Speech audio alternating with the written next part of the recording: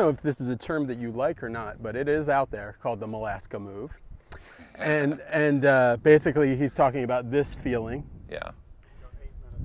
How does he know, Jordan wants to know, how does a player know when they've overdone the Mollasca move? Well, Bobby Jones famously said anything good in golf can be overdone. Overdone, yeah.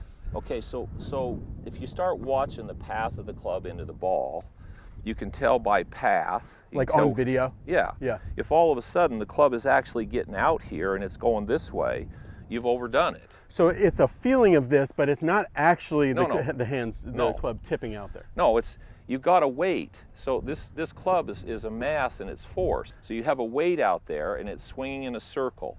And when you change directions, the weight of that club wants to go this way, which is great. That helps hold your right shoulder back, it holds your hip back. But if you just let it keep going, all of a sudden that weight falls behind you too far and it drives your hands out away from you. So to offset that, you have to feel like when you start down that the handle's coming down, the club's going out. It would be like what you see Sergio doing. Sergio is a big example of what it's like to make the handle come down and the club head go out. But so many people I've heard use Sergio as an example of why they should do this. Yeah, but see, he's not doing that. So when you look at Sergio's swing, you're seeing something different than a lot of other instructors. So show me what you're seeing. If you watch Sergio's club head, yeah, he goes up to the top, and when he starts down, the club head goes this way just a little bit, goes just like that. Yeah. And then the club head basically stops going down and it goes back up and it goes out this way. Hands are going down and the club head all of a sudden goes this way out in front of him. Because if his hands and the club head kept going to right there, there's no chance we'd ever hurt a Sergio because the club would be so far behind him. Yeah. He doesn't do that. If you watch his club, it stops and goes back up and it works this way. So the handle's coming down and he's working the club back out in front of him. I've stood behind him on the range and watched him for hours. Never in a million years would I thought I would have come out here and had you say Sergio was an example of the Mollasca move. Yeah, he is. Sergio, when he takes the club, and Sergio's talked about his hands go down. Yeah, his dad used to tell him he's pulling on a chain. Down. Yeah. So his hands go down and the club, his hands don't go forward. No. Okay, well, you got to be careful when you start saying shallow the shaft. If you shallow the shaft and your hands go forward and you do it, you're done. See, he doesn't do that. He gets up here and he starts down, he gets up to the top and he starts down and the club goes this way just a little bit and then all of a sudden his hands go faster than the club head and the club head reroutes itself back out in front of his hands, bam, and he catches the face up. So if I do that, that's how I start generating more and more speed, is how I use my body and how I use this pivot to accelerate the club rather than dragging it this way and trying to hold this off and square it with my body. It's just a different way to create speed. You always say the term catching the face up. Where do, in your mind, where is that, what's that coming from? Well, anytime the club and the club head starts to go this way and the face wants to work that way, at some point in time you're going to have to do something to square and catch the face back up to square. Right. The longer... If it always stays behind you, then it's just, yeah. Well, you've got to have a lot of this or a lot of body rotation to square the face. Okay. Now, if you're really flexible and you want to put a lot of stress in your lower back, which will tend to happen more than you need, then you can go here and you can try to twist as hard as you want to try to get the club face back to square. I'd rather not put any unnecessary force in my body that I don't need relative to creating speed. Okay. I can still hit it plenty far, so can anybody. There's multiple ways for the body to generate speed and force. There's not just one. Yeah. So when people start doing swing methods, okay, fine. Everybody's got their ideas. Try it. I mean, I tell people, I even tell my instructors, you hear somebody teaching, see what they do, go out and try it. See what it does for you. See, if you automatically go, this is really good, it's making me significantly better player, okay, maybe it might be something we want to look into. If it's not, don't stand there for 6 months thinking at some point in time this is going to work. It probably won't. Right. If it doesn't immediately start to make sense to you, or physically you start making more solid impact where you see some drastic improvement, I wouldn't think about spending the next 6 months to a year trying to figure out how to make it work. Yeah, we only get 100 years, so we don't want to waste one of them or half of one of them going down a rabbit hole. My question to you, Yeah, right. and I used to ask this I'm trying to think it. Peter Kessler on the Golf Channel. Yeah, Remember Peter? yeah. One of the best interviewers I've ever been around. I used to ask him, I said, Peter, when you actually go out to hit balls, because he would have 2 or 3 instructors a week that were notable instructors. Yeah. And a lot of times, totally different ideas, totally different methods, totally different grips, different setups, different ball. I said, so when you go out to hit a ball, because you still want to play, how's your mind doing?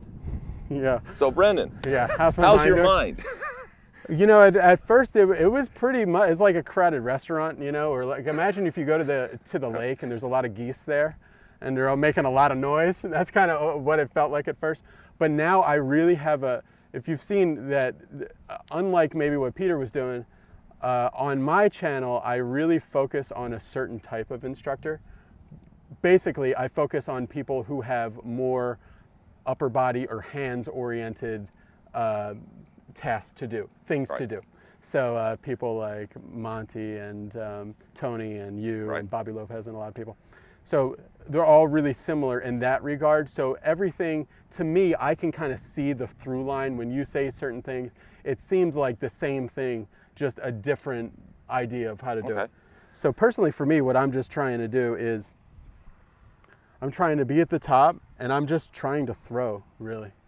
And I actually threw my arm out last week trying to do that so hard.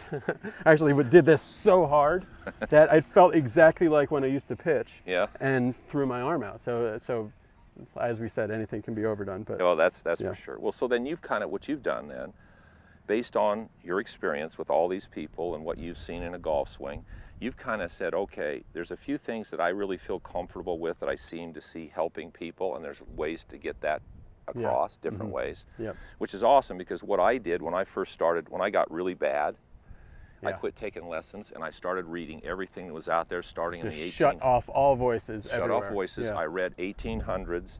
About every 10, 20 years, whoever was the best instructor, I read the book, I made a list. What was their philosophy of the game? Grip, ball position, aim, backswing, change of directions, impact, follow through. And I wrote down what they believed in those areas. And then I went to the next book, and I went to the next book, and then I went commonalities. So was there anything common in what these guys believed in what the game was? How about grip? How about ball position? And so when I came up through into the 90s at the time, now I had about 30 books over the whole entire time of golf that had been taught, that had been written.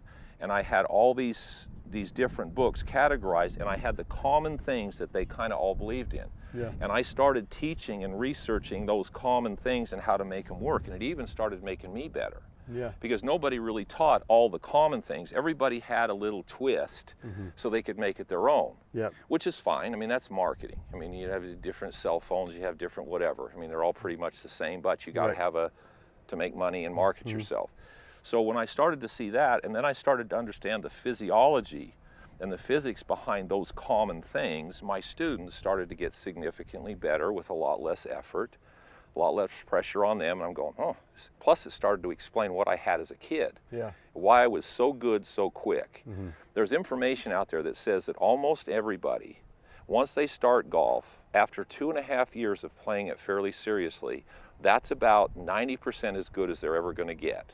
Yeah, that's the statistic that started Be Better Golf, because all of our viewers are basically plateaued golfers. Most everybody is.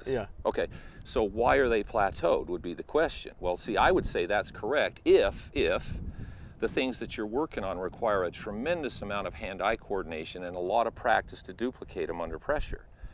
If those things don't, and they play into other things that you do, and they're not that hard to duplicate, hitting the ball should be not that hard to be pretty good at. Now, playing the game is different than just hitting the golf ball. Okay, that's why golf is such a magical game. It's because to learn how to hit the golf ball fairly solid, get it in front of you, and be pretty good at, I don't think is that difficult.